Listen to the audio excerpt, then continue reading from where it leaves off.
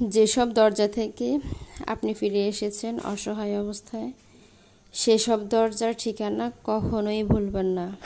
ভবিষ্যতে কোনো অচেনা রাস্তায় পথ হারালে অসুবিধা নেই, কিন্তু আপনার চিনে রাখা উচিত যে কোন কোন রাস্তায় আর কোনোদিনও পা বাড়ানো যাবে না।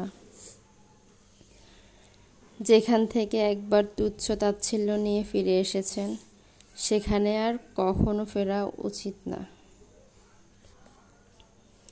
কারো পছন্দের হওয়া খুব সহজ, কিন্তু সব সময় পছন্দের হয়ে থাকাটা খুবই কঠিন।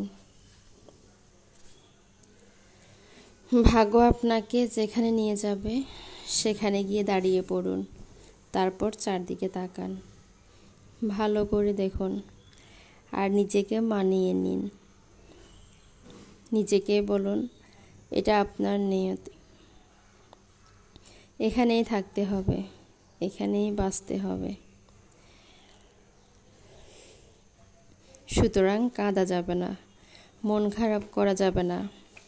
আর যদি ভালো থাকা সম্ভব না হয়, তাহলে অভিনয় করে হলেও যন্ত্রণার মধ্যে সৃষ্টিকর্তার জন্য বাঁচুন, তবুও বেঁচে থাকুন। আমার জীবনযাত্রা একটু ভিন্ন। আমি আশায় বাঁচি না, জেদ নিয়ে বাঁচি।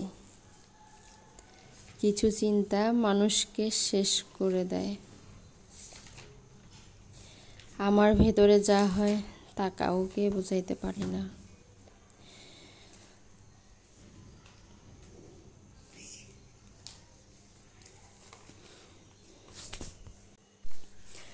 মনে রেখো, বিশ্বাসের শ্বাস, অতি বিশ্বাসের প্রশ্বাস, ঘৃণায় মৃত্যু, আবেগে ভুল, সব শেষে তুমি তোমার সর্বনাশের মূল।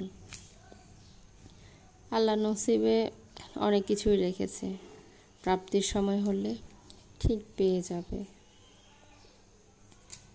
জীবনে আপনি সব কিছুই পাবেন, শুধু আপনার মন যা চায় তাই পাবেন না।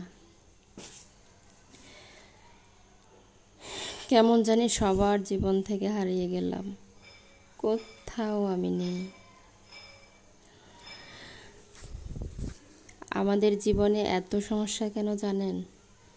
কথায় কথায় আমরা মায়ায় জড়িয়ে যাই। কিছু মানুষ আছে, তারা দুঃখ দেয়, আবার দোষও দেয়। দুনিয়ার সবার কাছে আমরা ভালো হইতে হবে এমন কেন? আমি তো ভাই মানুষ, ফেরেশতা না।